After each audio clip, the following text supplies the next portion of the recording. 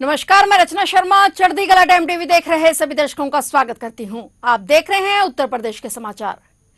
मुख्यमंत्री योगी आदित्यनाथ ने कहा कि 2017 से पहले उत्तर प्रदेश एक बीमारू राज्य के रूप में जाना जाता था, लेकिन पिछले 9 वर्षों में प्रदेश की अर्थव्यवस्था देश की शीर्ष अर्थव्यवस्थाओं में शामिल हुई है। उन्होंने कहा कि सरकार विकास और सुशासन के एजेंडे पर लगातार काम कर रही है। वहीं मुख्यमंत्री ने कानून व्यवस्था का जिक्र करते हुए कहा कि प्रदेश में संगठित अपराध के खिलाफ जीरो टॉलरेंस की नीति अपनाई गई है। उन्होंने कहा कि अपराधियों और माफिया के लिए उत्तर प्रदेश में कोई जगह नहीं है। मुख्यमंत्री ने कहा कि जो भी माफिया सिर उठाएगा उसकी जगह जेल या जहन्नम में होगी। उन्होंने कहा कि अपराध और माफिया के खिलाफ कार्रवाई लगातार जारी रहेगी। मुख्यमंत्री योगी आदित्यनाथ ने कहा कि आज प्रदेश में बेटियां और व्यापारी सुरक्षित महसूस कर रहे हैं। सरकार की घोषणा है कि बेटी और व्यापारी की सुरक्षा में सेंध लगाई गई तो 2 ही जगह होंगी, जेल या जहन्नुम। तय कर लो, अगर सुरक्षा में सेंध लगाने का काम किया तो तीसरी कोई जगह नहीं होगी। बहनों और भाइयों, करने की इच्छा शक्ति होनी चाहिए। कारीगरों को सम्मान देने का कार्य हो, बेटी और व्यापारी की सुरक्षा का मामला हो। याद करिए, बहुत सारे संभ्रांत परिवारों की स्थिति यह थी कि वे बेटियों को पढ़ाई करने के लिए दूर यूपी के बाहर हॉस्टल में या रिश्तेदारी के यहां भेज देते थे। जब उस बेटी को मां बाप का संरक्षण मिलना चाहिए तब उसको हॉस्टल में भेजा जा रहा है। अरे शादी के बाद तो बेटी जाती ही है ससुराल, कम से कम अपने मां बाप के संरक्षण में पढ़ाई भी कर ले। लेकिन ये समाजवादी पार्टी के गुंडों ने जीना हराम कर रखा था, जीना हराम कर रखा था। व्यापारी यूपी के अंदर निवेश नहीं करना चाहता था क्योंकि इसे भय था, पूंजी लगाऊंगा तो पूंजी तो डूबेगी ही डूबेगी, उसकी सुरक्षा भी खतरे में जाएगी। कैसे समाजवादी पार्टी के समय में भारतीय जनता पार्टी के पूर्व जिलाध्यक्ष स्वर्गीय मदन चौहान के पेट्रोल पंप के अंदर घुस करके गोली मारी गई थी, इसी मैनपुरी में मारी गई थी। यही समाजवादी पार्टी की सरकार थी। कैसे व्यापारी घर से निकलता था, प्रार्थना करके निकलता था कि हे भगवान, शाम को मैं अपने परिवार का मुंह देख सकूं। ऐसी स्थिति पैदा करना। और इसीलिए जब हम लोग आए थे तो हमने कहा था अपराध और अपराधियों के प्रति जीरो टॉलरेंस। इटावा हो या मैनपुरी, यहां के संगठित अपराध की कमर तोड़ देंगे, प्रदेश को माफिया मुक्त कर देंगे।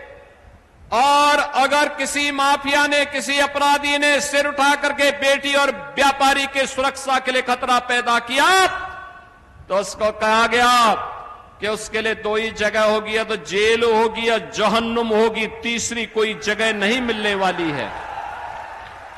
कांवड़ यात्रा हाईटेक निगरानी में होगी। मेरठ पुलिस लाइन में अत्याधुनिक डिजिटल कंट्रोल रूम स्थापित किया गया है, जबकि पूरे कांवड़ मार्ग पर 1500 सीसीटीवी कैमरे, 400 एआई कैमरे और ड्रोन के जरिए 2400 घंटे निगरानी रखी जाएगी। कांवड़ यात्रा को सुरक्षित और व्यवस्थित बनाने के लिए मेरठ जोन में इस बार सुरक्षा व्यवस्था को पूरी तरह से डिजिटल किया जा रहा है। पारंपरिक निगरानी व्यवस्था की जगह अब अत्याधुनिक तकनीक का इस्तेमाल किया जाएगा। पुलिस लाइंस देता है एकीकृत केंद्रीय कमांड और कंट्रोल सेंटर से पूरे कांवड़ मार्ग की 24 घंटे लाइव मॉनिटरिंग की जाएगी। इस कंट्रोल रूम को हांगकांग से मंगाई गई विशेष मशीनों और हाई डेफिनेशन कैमरों से लैस किया गया है। इसके जरिए कांवड़ मार्ग पर होने वाली हर गतिविधि पर लगातार नजर रखी जाएगी। पुलिस अधिकारियों के मुताबिक मेरठ जिले में हरिद्वार बॉर्डर से शुरू होकर मुजफ्फरनगर, मेरठ होते हुए दिल्ली बॉर्डर तक करीब 200 किलोमीटर लंबे कांवड़ मार्ग को डिजिटल निगरानी नेटवर्क से जोड़ा गया है। मेरठ जिले में फिलहाल 250 हाई डेफिनेशन कैमरे लगाए जा चुके हैं। यात्रा शुरू होने तक इनकी संख्या बढ़ाकर 300 करने की तैयारी है। वहीं पूरे मेरठ जोन में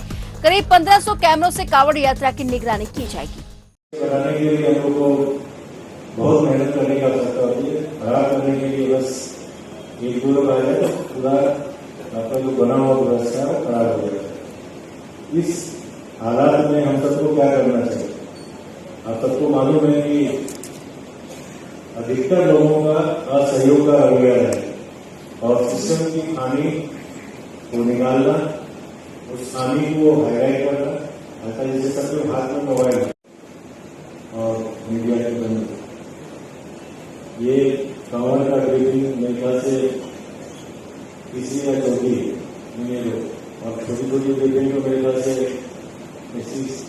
सीपी साहब के लेवल पे, डीसी साहब के लेवल पे, SCRI, इन सब के लेवल पे, थाने लेवल पे कई हो गई और सबने हम लोग एक ही बात डिस्कस करें, इस बार का कांवड़ सभी कांवड़ से अलग है। जो हालात पिछले दिनों में बने हैं, मीडिया के स्टेज से और मीडिया के स्टेज से चल रहे, जानबूझ के कुछ ऐसे इंसिडेंट कराने की प्रवृत्ति भी रहेगी इस बार, जिससे कि गड़बड़ हो।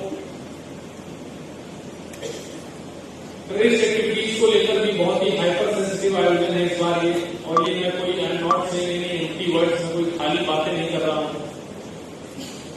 मेरठ और आसपास के जनपदों के कई बच्चे पकड़े जा चुके हैं जो टेररिस्ट मॉड्यूल्स में एक्टिव थे, जिनके पास से ह्यूज रिकवरीज हुई हैं, जिनके मोबाइल फोन्स में बहुत सारा ऐसा सेंसिटिव डेटा मिला है, बहुत सारी खतरनाक डिजाइन वो लोग कर रहे थे, सब सबूत है, सबको जानकारी है।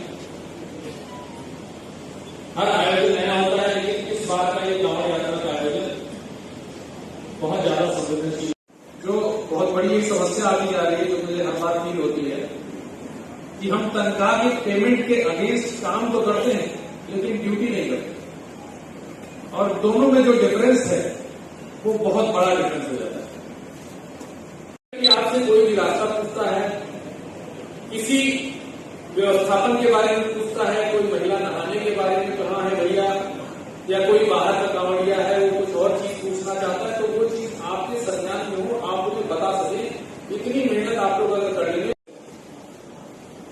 इसके लिए कोई पुलिसिया या मजिस्ट्रियल डंडे की आवश्यकता ही नहीं, इसके लिए आपके कम्युनिकेशन की भी आवश्यकता है। आप लोगों के अंडर जितने भी कर्मचारी कर लगे होंगे, आप उनसे डीब्रीफिंग जरूर लीजिए, उनकी प्रेजेंस इंश्योर कर लेंगे, जो काम आपके आसपास हुआ है उसकी क्वालिटी इंश्योर कर लेंगे। जैसे अभी एडीएम साहब कह रहे थे कि बल्ली को हिला कर देख लेना, ये नहीं कि किसी ने उसमें धक्का मारा और वो बल्ली सहित नहर में जा गिरा, या फिर कांवड़ शिविर अगर 20, ऐसा हो ही नहीं सकता कि हर सिचुएशन हम ब्रीफिंग में कवर करें। लेकिन जितना मेरा वीआईपी ड्यूटी का अनुभव रहा है, मैंने खूब बार वीआईपी ड्यूटी की है बड़े बड़े कार्यक्रमों में। इलाहाबाद उच्च न्यायालय ने रामपुर में और मौलाना अली जौहर ट्रस्ट के ध्वस्तीकरण मामले में एक बाहरी व्यक्ति पैरोकार द्वारा दायर रिट याचिका पर विचार करने से इनकार कर दिया है। अपर महाधिवक्ता अनुपम त्रिवेदी ने इस याचिका की पोषणीयता पर यह कहते हुए आपत्ति की है कि यह रिट याचिका मोहम्मद यूसुफ नाम के एक व्यक्ति द्वारा दायर की गई है, जो पेशे से व्यवसायी है और इसे मोहम्मद अली जौहर ट्रस्ट का पैरोकार नियुक्त किया जा रहा है। उन्होंने कहा कि विश्वविद्यालय का प्रतिनिधित्व हमेशा से इनके रजिस्ट्रार या संबंधित विश्वविद्यालय में कार्यरत किसी अधिकारी द्वारा किया जाता है और एक अजनबी व्यक्ति इस विश्वविद्यालय की ओर से अदालत से संपर्क नहीं कर सकता। याचिका की पोषणीयता के संबंध में उठाई गई प्रारंभिक आपत्ति पर न्यायमूर्ति सौरभ श्याम शमशेरी ने पारित अपने आदेश में कहा कि रिट याचिका के रिकॉर्ड पर गौर करने के बाद अदालत को अपर महाधिवक्ता द्वारा उठाई गई आपत्ति में दम नजर आता है।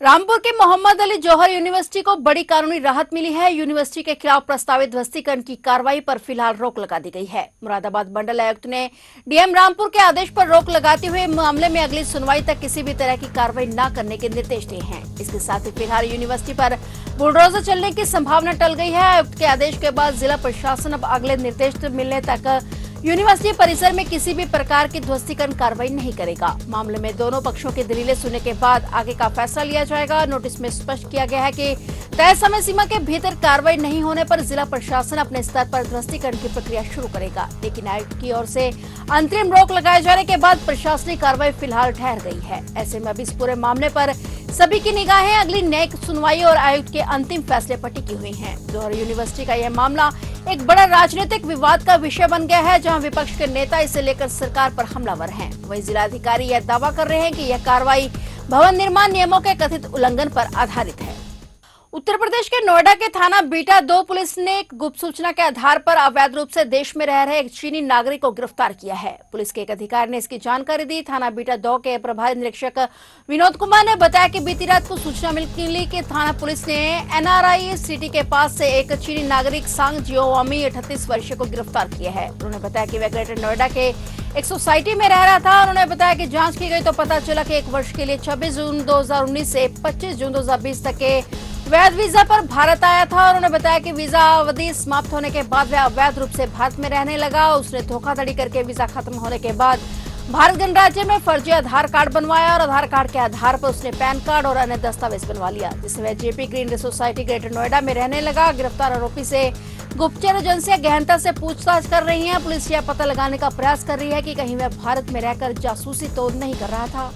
गाजीपुर से समाजवादी पार्टी के सांसद अफजल अंसारी पर एक और एफआईआर दर्ज की गई है। सपा सांसद पर शस्त्रों के दुरुपयोग और पत्रावली गायब करने के आरोप है। अफजल सहित 2 पर प्राथमिकी दर्ज की गई है। आईएस 1991 गिरोह के सक्रिय सदस्यों, सहयोगी और गिरोह के सरगना मुख्तार अंसारी के रिश्तेदारों और परिजनों पर पुलिस का शिकंजा लगातार कसता जा रहा है। गाजीपुर में शस्त्रों के दुरुपयोग और मूल पत्रावली और क्रय विक्रय पत्रावली को गायब कराने के आरोप में 6 दिन में दूसरी बार पुलिस ने सपा सांसद अफजल अंसारी के खिलाफ प्राथमिकी दर्ज की है। साथ ही तत्कालीन शस्त्र लेपिक प्रेमाशंकर वर्मा के खिलाफ भी कार्रवाई की गई है। SP city doctor Rakesh Mishra ने बताया कि आईएस 1991 मुख्तार अंसारी गिरोह के सदस्यों, सहयोगी और मुख्तार के परिजनों के शस्त्र लाइसेंसों के सापेक्ष निर्गत शस्त्रों के दुरुपयोग के संबंध में कार्रवाई की जा रही है।